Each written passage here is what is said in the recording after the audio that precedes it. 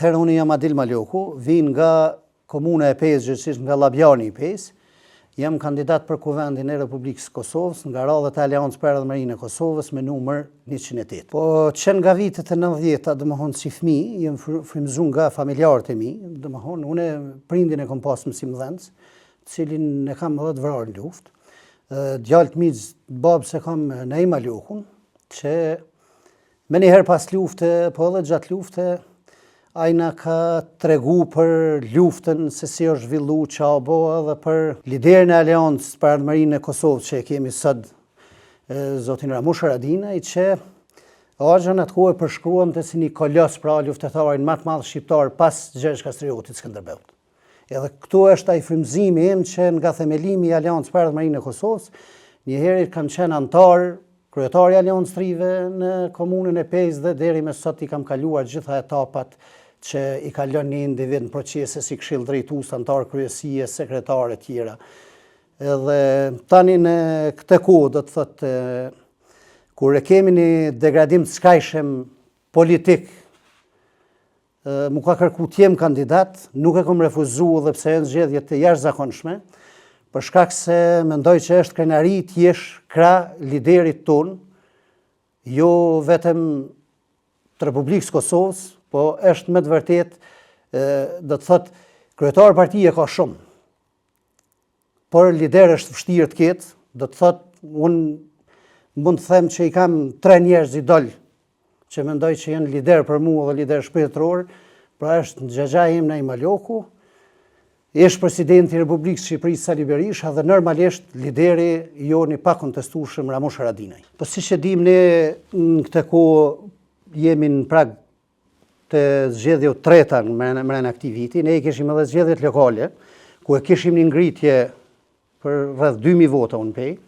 Pra kryesia Degës më kërkoi që të jem kandidat, duke marrë parasysh që jam edhe profesionist, pra jam në një fushë sep lektorisë, pra gjithësisht jam magjistri i shkencave në mjeksi veterinare, ku për 12 vite kam punuar në qendrën gjenetike të Republikës Kosovës, e cila ndodhet në Vitimërisë të Pesë, ka qenë një projekt ndërkombëtar dhe pikërisht aty ku një shtet i Bashkimit Evropian që ka investu, më ka ngrit me trajnime në shumicën e shtetut Bashkimit Evropian, kam qenë shumë qendra gjenetike, por fatkeqësisht me ardhjen e lëvizjes vendosje në pushtet, ajo qendër nuk e përfundon misionin që e ka pas, pra të vazhdoj të bëhet qendër e mbashtimit të kafshëve, ku në projekt kanë qenë krijimi i bankës gjenetike të kafshëve, trajnime të veterinerëve, teknik veterinerëve, krijimi i shumë shoqata të fermerëve, ka pas me u kriju edhe banka gjenetike ku të gjitha racat që i kemi në zhdukje sipër, si është do të thotë tek gjellet apo tek lop që i thojmë gjuhë popullore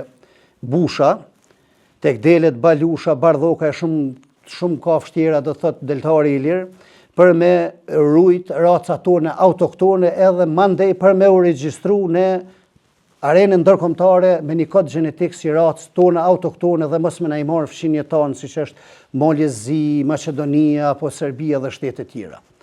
Por fatkeqësisht kjo qendër është mbyll në vitin 2020 me ardhjen e pushtet të lëvizjes vendosje, pa ndonjë arsyetim, duke u thirrë që ne nuk kemi nevojë për ndërtimin e saj. Unë çuditem me mbylljen e saj për shkak se çka kemi me i thonë ne Bashkimit Evropian kur i kërkojmë ndihmë për projekte tjera, kur ne një projekt tyre pa taksapaguesve tyre ne e kemi mbyllur dhe kemi shkatruar. Po me funksionimin e qendrës do të thotë kishim pas edhe prodhim të materialit biologjik për përmirësim racor të kafshët, do të thotë mungon edhe ajo. Edhe mungojnë shumë gjona tjera që janë, do të thotë me i përmen. Ne kemi sjellë në aso kohë dhe kishim sjellë edhe shumë profesor me renome ndërkombëtare që i kemi sjellë edhe në Universitetin e Prishtinës për trajnime të ndryshme të studentëve, veterinerëve, sepse shkenca po jetë çdo ditë. Po dalin gjona të reja dhe ne si Kosovë jemi shumë rapa me to. Po është e vërtet që Aleanca për Ardhmërinë e Kosovës si pjesë saj kryesore të programit e ka sigurinë. Një pjesë e sigurisë e mirë, një shteti varet edhe nga sistemi i menaxhimit të ushqimeve që e ka një shtet. Fatkeqësisht Kosova sot nuk ka një menaxhim të mirë të sigurisë e ushqimeve, meqense se me numër të banorëve sa i kemi ne si Kosovë, ne duhet të kemi mbi 200 inspektorë të veterinarisë në teren. Por sot ne kemi vetëm dikun rreth 30 inspektorë në bazë të informatave që i ka marrë. Pra nuk kanë mundësi këta inspektor ti përcjellin komplet ato kafshë që hynë në Kosovë nga shtetet tjera të rajonit, por nuk kanë mundësi me i përcjell as pemë dhe perimet që ne i konsumojmë. Tash, ne si Aleancë në plan programin tonë edhe zotohemi që do ta kemi shtimin dhe e shumë fermave, do të thotë sidomos një shtet që nuk kanë fermer të fortë. Ai shtet do të thotë është i dobët. Kur ne kemi fermerin e fortë, ferma të qëndrueshme, kemi prodhimtari të lartë, i plotësojmë nevojat edhe kriteret me ushqime të banorëve, atëherë është normale që siguria jonë është shumë më e madhe për shkak se nuk mundet me na ataku askush me ndonjë virus apo diçka tjetër në ndonjë shteti tjetër. Këtu kemi probleme edhe me pemë perime të cilat vinë, jo vetëm me kafshë që vinë, thjesht do të thotë. Unë sot e pyeta njërin pe inspektorëve këtu, një koleg timin veterinar, thash, a boni ndonjëherë ndonjë quhet testi rastit apo testi qastit, shembulli i mishit që vjen, i produkteve të mishit që vjen në Kosovë apo i kafshëve shembull, me prezencën hormonale, sepse kemi rritje të kafshëve edhe përmes hormoneve në Shtetet e Bashkimit Evropian me vlera të palejueshme, do të thotë ai thotë ne asnjëherë se kemi bën. Pra, një kafshë rritne me hormona ajo është shumë e dëmshme për konsum. Gjithashtu shembulli kemi edhe perimet të cilat na vinë me nivele të larta të pesticideve që nuk kontrollohen asnjëherë. E janë shumë probleme tjera që direkt e prekin qytetarin që duhet në afat shumë shkurt, do të thotë me ardhjen e Aleancës ose timin në parlament që të rregullohen këtu. Ne shoqëri kur kemi ushqishmëri të mirë dhe të sigurt, ne kemi edhe numrin e smundjeve shumë të ulët. Pra kontribuojmë edhe që mjekët tanë kanë shumë pak punë dhe qytetarët mos kenë probleme të ndryshme shëndetësore. Me rritjen e prodhimtarisë bujqësore dhe blegtorale është normal që ti e ndalon automatikisht kur ki prodhim të mjaftueshëm, gradualisht vjen edhe duke u ndalë edhe importi i kafshëve edhe i produkteve tjera ushqimore. Për shembull, nëse ne kemi fermer të fortë, prodhimtari të mjaftueshme, atëherë ne si shtet do të ishim shumë më stabil. Po fatkeqësisht deri me tani nuk kemi politika të mirë fillta zhvillimore. Po ta përmeni për 5 vite, qeveria e Albin Kurtit ka hap thirrje për aplikim të grandeve vetëm 2 herë, ndërsa të gjitha qeveritë tjera çdo vit kemi pas thirrje. Pra, ata thirrën që çdo vit ka pasur thirrje, po mund ta vërtetoni këtë ka pasur vetëm 2 herë, vetëm 2 vite janë dhënë grande. Jo siç është dashur 5 vite ose siç proklamohet 5 vite. E kemi edhe rastin tjetër, sepse tek prodhimtaria, sidomos tek prodhimtaria e qumshit, problemet kanë zakonisht probleme të mëdha.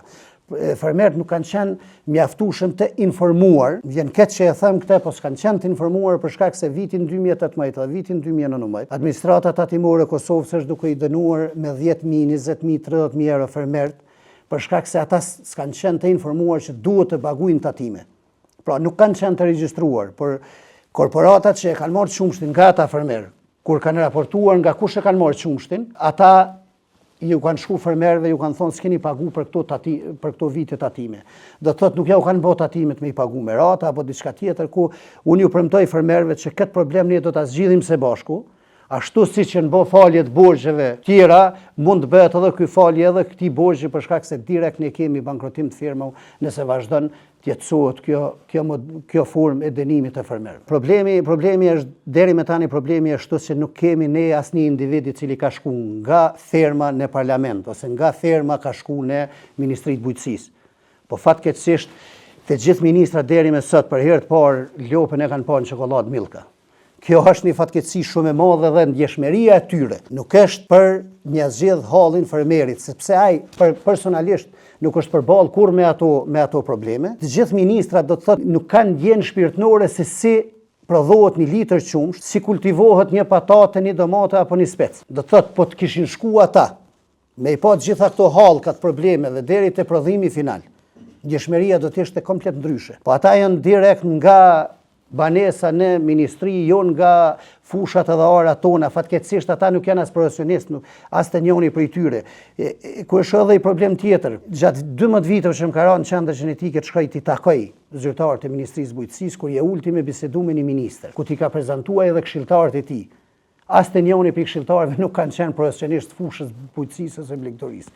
Nuk dëshiroj të injoroj askënd, po juristi, ekonomisti, historiani nuk mundin tymit i zgjedhë ose çka kanë me këshillu ata një ministër për problemet, shembull në sistemin në sektorin e qumshtit, mishit apo diçka tjetër. Si profesionist i flamis veterinarisë që jam, unë nuk do ta lëm punën time që e bëj si veterinar. Për shkak se shteti jon ka nevojë për njerëz që punojnë, pej 8 deri në 4 e kryen punën gjatë orarit të rregull që është në parlament, ndërsa pas ditën dhe vikendet sa rrin edhe bën pazareve, qoshëve, skutave për ndonjë tender apo për ndonjë diçka tjetër, ai mundet me u kthy me i kry punët e veta profesionale që i ka në vendin e vet. Unë i lutj gjithë qytetarët që të shikojmë në mënyrë reale kush çka ka bë deri më sot dhe i garantoj që ata që nuk i kanë lënë vetën qytetarët dhe ju kanë dalë zot gjatë luftës vitet 1998 dhe 99, pra do të jenë të njëjtë, do t'i dalin zot këtij vendi.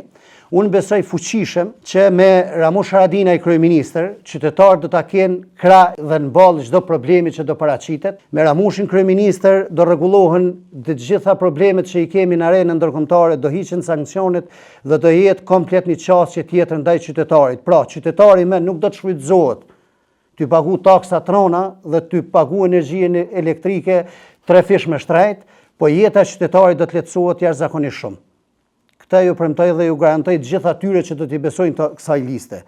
Lista Aleancë kur më herët ka qenë është një listë me profesionistë tepër të zot dhe besoj që secili qytetar do t'i gjejë nga 10 veta aty që janë profesionistë të dëshmuar që kanë dhënë diçka për vendin. Thirrja ime përfundimtare për ta është shikoni të gjitha listat deri më sot, çka kanë bërë për vendin edhe çka kanë dhënë për vendin. Le t'i krahasojnë, unë besoj kur ta bëjnë këtë krahasim, lista Aleancë për Ardhmërinë e Kosovës e prirë nga